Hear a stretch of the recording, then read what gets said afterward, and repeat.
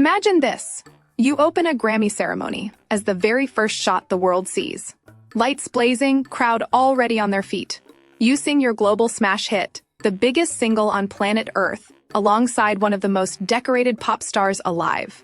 The audience is electric. The moment is, objectively, historic. And then, over the next 3 hours, you sit in that room, dressed impeccably, and you watch someone else's name get called. Once, twice, 3 times. The song that spent more consecutive weeks at #1 outside the United States than any record in Billboard history. Shut out. 0 for 3. That is the story of Rose at the 2026 Grammy Awards. Not a story of failure. Not even really a story of loss. It is something far more complicated and far more interesting, a story about what it means to make history in a room that isn't fully ready to hand you the trophy. Let's go back to the beginning. Chapter 1. The song that took over the world. In October 2024, Rose, the Australian-Korean singer-songwriter and Blackpink member, released a collaboration with Bruno Mars called Apt. The premise was deceptively simple. An upbeat, new wave-adjacent pop track built around the chant from a Korean drinking game, Apetu. The melody was infectious. The energy was effortless. And the chemistry between Rose and Mars, who had clearly found their creative wavelength, was undeniable.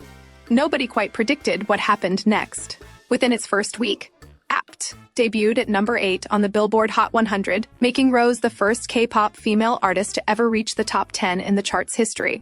It then climbed to #3, making her the first K-pop female artist with a top 5 entry, ever. Then it just stayed. 45 weeks on the Hot 100. 12 consecutive weeks at #1 on the Billboard Global 200. A record-shattering 18-plus weeks at #1 on the Billboard Global XKL US chart, breaking a milestone previously held by Mariah Carey's All I Want for Christmas Is You. By the end of 2025, the International Federation of the Phonographic Industry, the IFPI, crowned Apt the best-selling global single of the entire year with 2.06 billion combined units. To put that in context, it became the first song by an artist outside North America or Europe to top the IFPI Global Single Chart, and the first song with non-English lyrics to do so. It swept Apple Music's year-end awards, topping its charts for most streams globally, most identified on Shazam, most spun on radio, and most read lyrics. It won Song of the Year at the 2025 MTV Video Music Awards, making Rose the first K-pop artist to ever take that category. This was not a niche cultural moment. This was not a genre curiosity. This was a song that had colonized the entire planet the way only a handful of records in any given decade managed to do. By the time the Grammy nomination committee sat down, Apt was not just eligible, it was inescapable. When the Recording Academy announced 3 nominations, Record of the Year, Song of the Year, and Best Pop Duo Group Performance, it felt less like a surprise and more like an inevitability, something the institution had finally gotten right.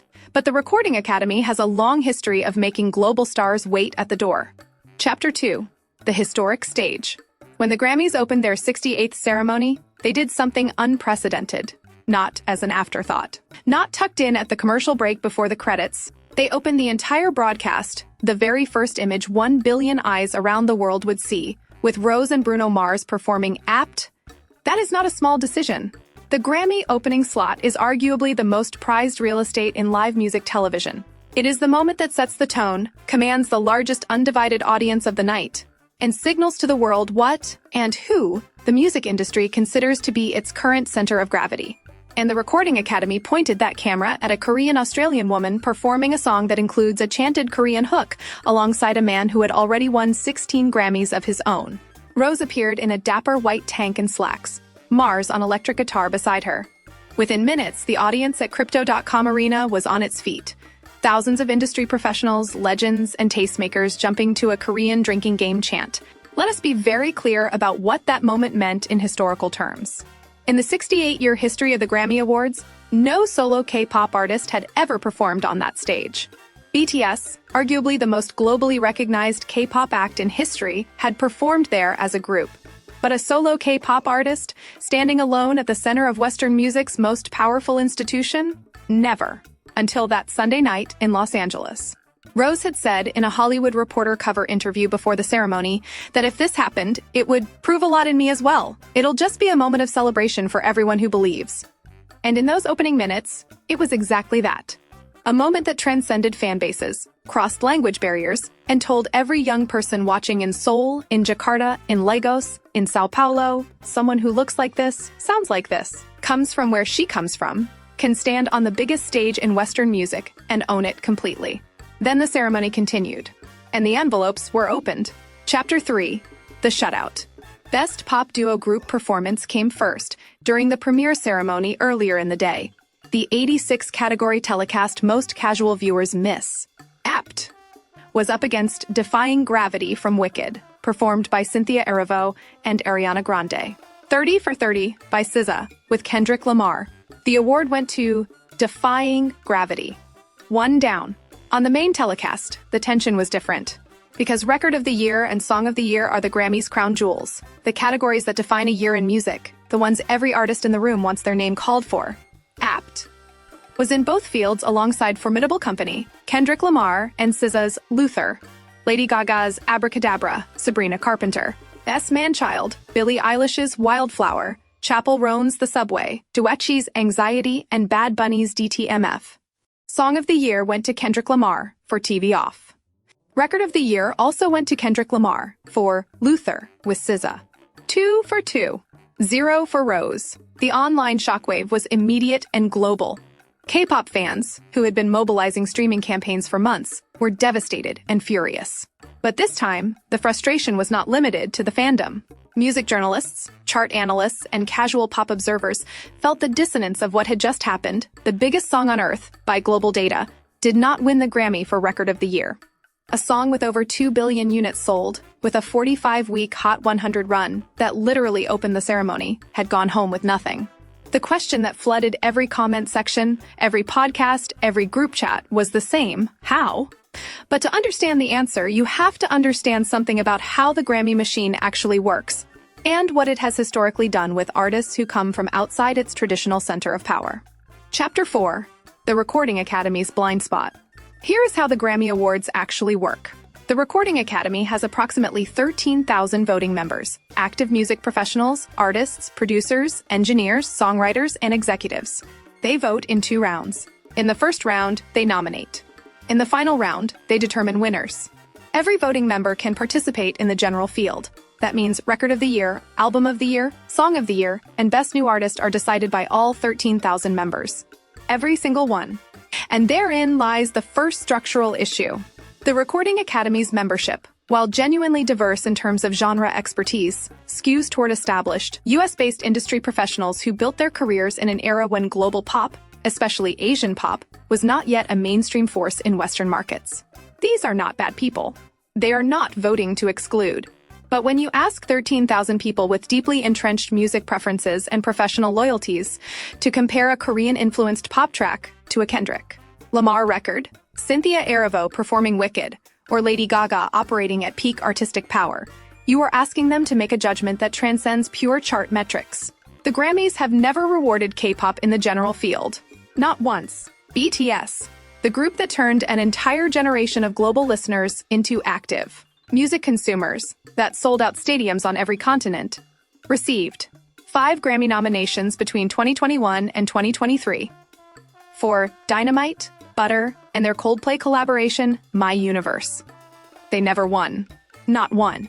This is not a coincidence. It is a pattern. Tyler, the Creator, famously called out a version of this problem at the 2020 Grammys, explaining that being consistently routed into genre-specific categories rather than the general field felt like a polite institutional slur, a way of saying your music is great, but it isn't quite ours. The Recording Academy has faced similar criticism from the Black music community for decades, the urban and Latin genre silos that celebrated artists' impact while keeping the top prizes out of reach. History has repeated itself, only now the silo is not a category. It's a voter body that's genuinely not yet calibrated to the global music consumer. There is also a structural vote to splitting phenomenon at work. In Record of the Year, Apt was one of 8 nominees. In a crowded field dominated by Kendrick Lamar, who came into the night as the top nominee with 9 nominations, fresh off his landmark diss track Cultural Moment. Voters who might have split between multiple Worthy pop entries were likely consolidating around the narrative that the Recording Academy was writing for 2026, Lamar as the dominant artistic voice of a specific and critically important moment in American music. Apt was not competing in a vacuum. It was competing against a Pulitzer Prize winner in the midst of a cultural reckoning. That is not a fair fight for any song. And then, almost as if in acknowledgement of the problem itself, the Recording Academy announced just months after the 2026 ceremony that the 2027 Grammys would introduce a new category, Best Asian Pop Music Performance, a dedicated lane for K-pop, J-pop, and C-pop. Critics immediately called it what it looked like, institutional gatekeeping dressed as recognition. A category designed to celebrate Asian pop's success while ensuring the general field stays comfortably protected.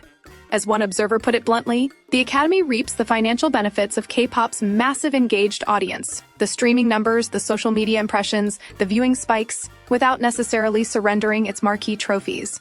We have seen this before with the World Music category, a label so othering that the Academy itself renamed it in 2020 after widespread criticism. So was Apt robbed?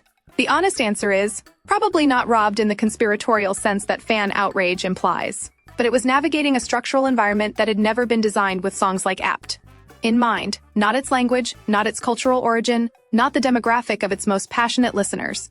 The metrics said Rose deserved to win. The institution said, not yet. But here is what the institution could not control. Chapter 5. The Ultimate Victory. In 100 years, when someone writes the definitive history of K-pop's integration into Western mainstream culture, there will be a specific paragraph about the night of February 1st, 2026.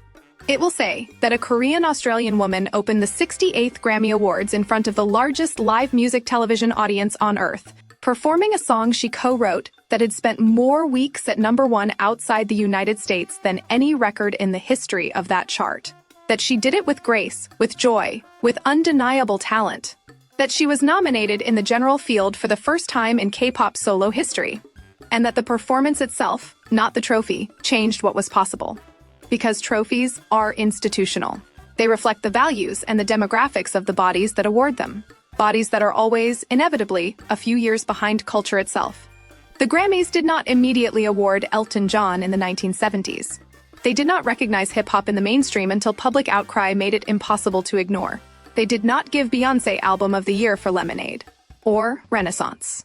The Golden Gramophone has always been a lagging indicator of greatness, not a leading one.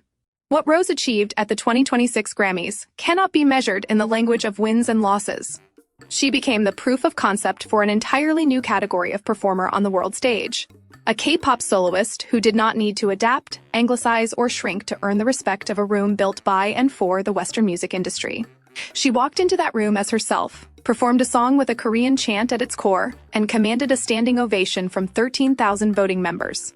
And here is the final irony, the one that should settle the was she robbed debate, not with anger, but with clear-eyed understanding. Within months of Apt losing 3 Grammy nominations, the Recording Academy announced it would create an entirely new category specifically for the genre Rose helped make undeniable. The category exists because of what Apt proved.